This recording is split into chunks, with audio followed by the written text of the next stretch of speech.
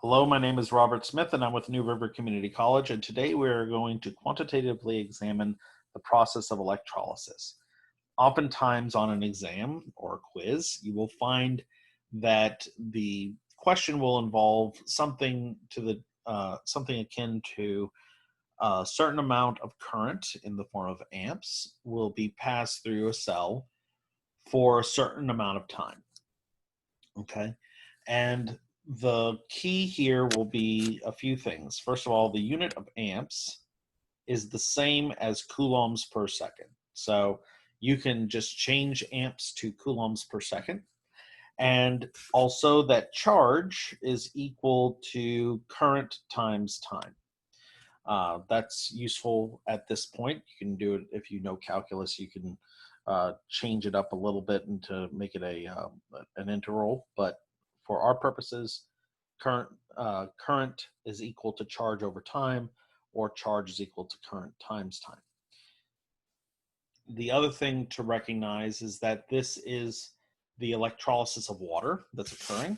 So we have, if we go back to our qualitative analysis of electrolysis, we know that the number of electrons should be 4, or the moles of electrons should be 4, because the two half reactions are 2H2O yields O2 plus 4 protons plus 4 electrons, and 4 protons plus 4 electrons yields H2. This is the process that's occurring in this cell, and we know this because it's dilute sulfuric acid, dilute being the key word. So this is mostly water.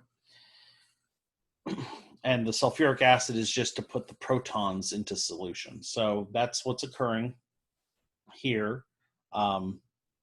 And so we know that we're going to use these to ultimately do a dimensional analysis where the final product, or the final reaction, the overall reaction, would be, this should be 2H2.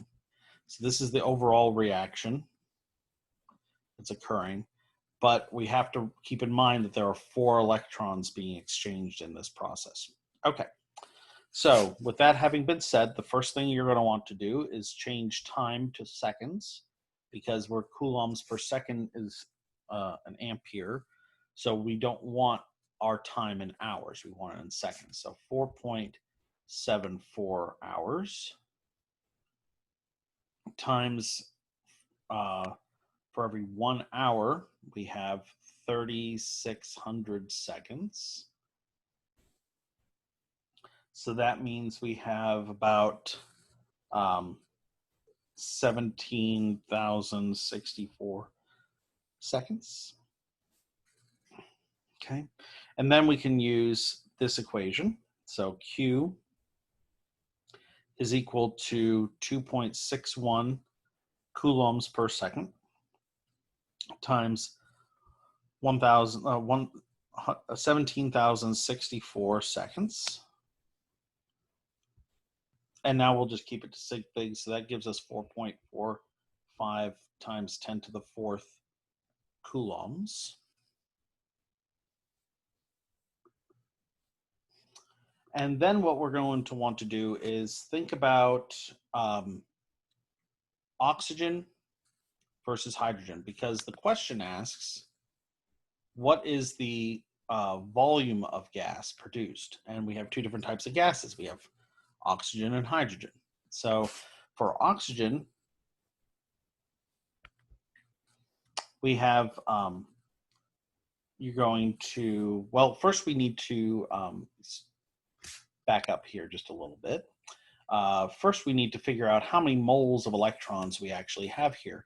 And we're going to use this charge and our Faraday constant to figure that out. So we have 4.45 times 10 to the 4th coulombs, and Faraday's constant is 96,500, approximately 96,500 coulombs for every 1 mole of electrons. So that's going to give us 0.463 moles of electrons.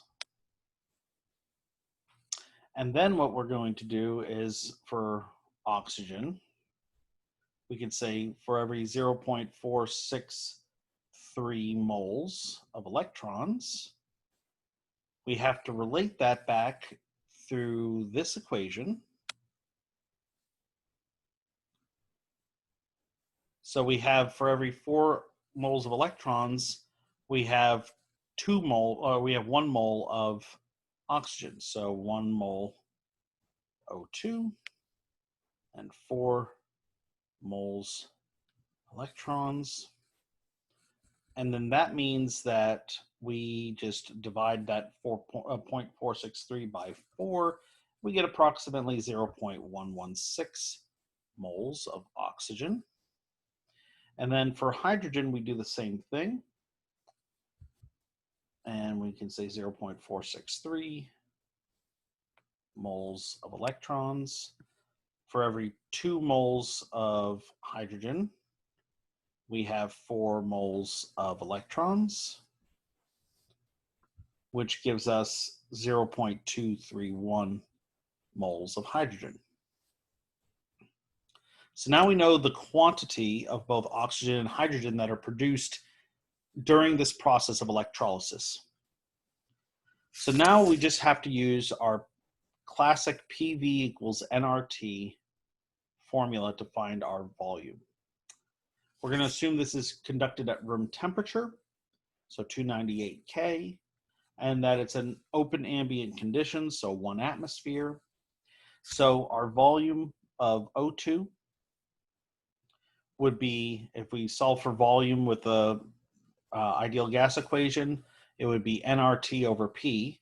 So N is the total moles, and for O2, that's 0.116 moles, times the gas constant, 0.0821 liter atmospheres per Kelvin mole, times temperature, which is 298 K, all over 1 atmosphere, which gives us a volume of 2.84 liters.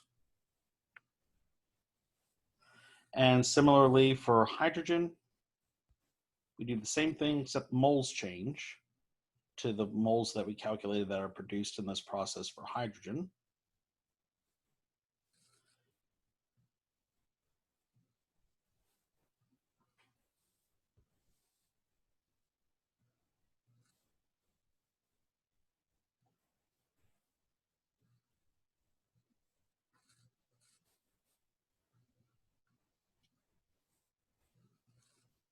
And that gives us a volume of 5.65 liters.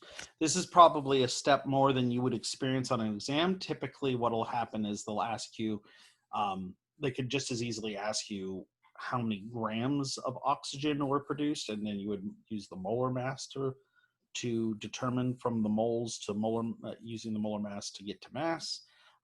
They could ask you for the volume, or they could just ask you for the number of moles of oxygen, or the number of moles of hydrogen, or the number of moles of water. There's a lot of possibilities in this problem, and this one is just one of those iterations. So, but the key takeaway is using the number of amps and the amount of current, the amount of time, and Faraday's constant to get you to the moles of electrons. And from there, it's all relating it back to the original equation to find out how much you're producing of any given species, and then using your classic techniques to solve for whatever other terms you need to.